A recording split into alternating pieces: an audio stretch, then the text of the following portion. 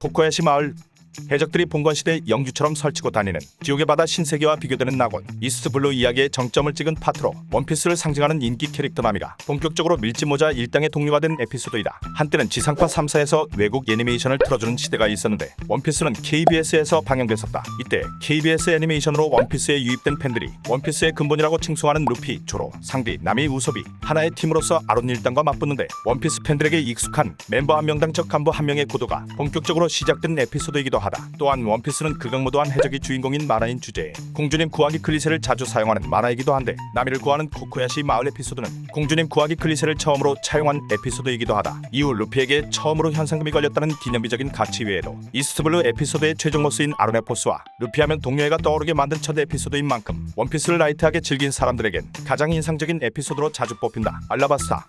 원피스를 소년 만화의 정점에 올려놓은 에피소드이다. 알라바스타 에피소드는 단행본 13권에서 23권까지 연재됐는데 이후 만화가 80권이 넘게 연재됐음에도 아직까지 알라바스타 에피소드를 언급하는 독자들이 많을 만큼 알라바스타 에피소드가 독자들에게 준 임팩트는 경이로웠다. 알라바스타에서 등장한 비비, 크로코다일 봉쿠레는 이후 스토리에서도 등장할 때마다 엄청난 파급력을 일으켰고 지금도 죽지 않는 인기와 영향력을 과시하는 캐릭터이다. 원피스는 여기까지 봤다고 말하는 사람들이 가장 많은 파트이며 친구가 된 공주님 구하기, 밀짚모자 일당과 상대 조직 간부의 1대1 플롯이 완성된 에피소드이기도 해서 알라바스타 이후의 에피소드는 알라바스타의 재탕이라는 평가에서 자유로울 수 없었다. 또한 사왕 흰수염 해적단 소속인 에이스, 질무의 크로코다일, 고대병기 플루톤이 등장하고 활용점정으로 루피가 해적왕이 되고 오다가 고대병기 떡밥을 푸는데 필수인 포네그리프 번역길 로빈이 밀짚모자 일행에 합류해 현재까지 원피스를 먹여 살고 있는 설정과 떡밥이 시작된 파트이다. 알라바스타 이야기가 최고로 평가받는 이유는 보스인 크로코다일의 공이 크다고 볼 수 있다. 그간 등장했던 보스들은 강하긴 해도 루피가 패배할 거라는 느낌은 전혀 없었는데 크로코다일은 두 번이나 루피를 처참하게 박살내버려서 최종 보스의 위험을 제대로 보여줬다. 더군다나 그간 마라의 보스들은 힘만 세지 머리가 나쁘고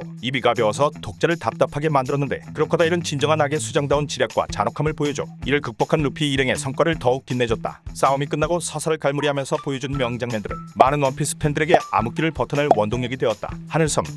해적기 달고 항해하는 모험가들의 만화답게 하늘에 있는 섬으로 간다는 시나리오는 많은 팬들에게 기대감을 선사했다. 에피소드 초반부터 루피의 진정한 라이벌로 평가받는 티치가 등장해 원피스를 상징하는 명장면을 뽑아내고 로망 그 자체인 남자 몽블랑 크리켓의 사연은 다시 한번 레전드 에피소드가 탄생할 것임을 의심치 않게 만들었다. 노고업 스트림 타고 하늘섬 갈 때까지는 말이다. 정예와 전혀 다른 생태계를 가진 백백의 세상을 설명하면서 조금 지루하다는 평가가 생기긴 했지만 여기까지는 팬들 대다수가 오다의 상상력을 칭송했다. 그러나 신관들이 등장하면서 평가가 수직하락하기 시작했다.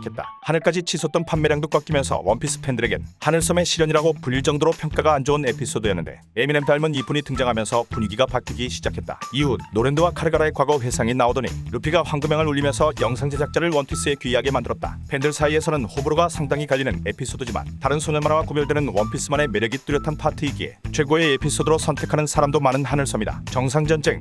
원피스 인기의 정점을 찍은 에피소드이다. 정상전쟁 파트에서 원피스가 세운 만화책 연간 판매량 3,800만 부는 귀멸의 칼날 등장 이전까지 깨지지 않았으며 현재는 물론 국내에서도 원피스의 인기는 엄청나서 당시 남자 학생 중에 원피스를 보지 않는 학생이 드물 정도였으며 네이버 검색어에서도 원피스가 자주 보일 정도였다. 다만 인기는 하늘을 찔렀어도 완성도 면에서 미흡하다는 평가를 받기도 한다. 주간 연재에 제한된 분량에서 한 명의 만화가가 담기에는 지나치게 많은 세력과 캐릭터들로 인한 난잡함, 주변 말 안 듣고 설치다가 해적단 날려버린 분조장 에이스, 갑자기 사랑에 빠져서 데우스 엑스마키나 수준으로 해결해주는 헨코, 불가용한 능력의 상하관계 등 저평가를 할 만한 요소들도 넘쳐나는 게 정상전쟁이다. 그러나 십수년간 축적된 재료가 총집길에 선사하는 뽕맛은 만화의 재미에 있어 개연성은 그렇게 중요하지 않을 수도 있겠다 라는 생각을 하게 만든다. 소년 만화 주인공이면서도 누구 하나 이겨내지 못하고 처참한 실패를 맛보는 루피를 보여줌으로써 입으로 진입할 완벽한 전환점이 되어주기도 했으며 죽어가는 흰 수염이 남긴 말은 오랜 연재 동안 팬들조차 잊고 있던 원피스의 근본을 상기하게 만들었다. 원피스 일부를 마무리하는 에피소드인 만큼 최고의 에피소드라 칭하기 충분하다. 워터7.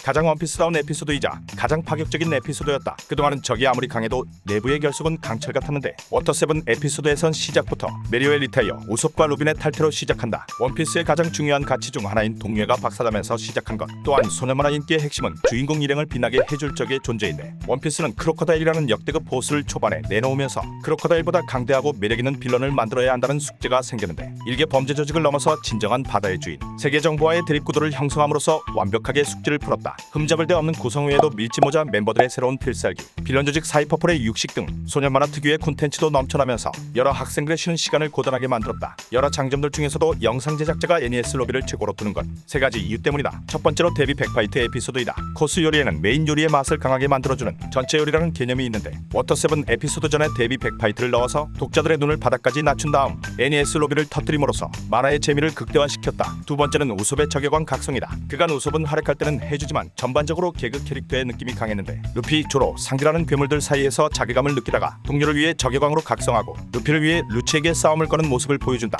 간지나고 강한 캐릭터의 이야기는 재밌지만 못생기고 약한 캐릭터의 서사는 감동적이라는 걸 느끼게 해줘. 오다가 우솝이라는 캐릭터의 가치를 독자에게 증명한 에피소드이기도 하다. 스릴러 파크에서도 저격왕이 등장해 우솝을 상징하는 설정이 되는 줄 알았는데 2부에서는 뇌리셋이라도 했는지 저격왕의 모습을 볼 수 없어서 아쉽기도 하다. 약한 겁쟁이지만 친구를 위한 투지가 있어서 멋있었는데 이제는 겁 안 먹어도 될 만큼 강한데 겁쟁이라서 갑갑하다. 마지막으로 메리호와의 이별이다. 그간 동료나 스승의 죽음으로 감동을 선사하는 나라는 많았지만 동료보다는 도구라고 생각했던 메리호로 작가가 그려낸 서사는 어느 만화에서도 느낄 수 없던 진한 감동을 선사했다. 최종장, 이 영상을 보면서 많은 이들이 역시 원피스의 전성기는 일부였구나.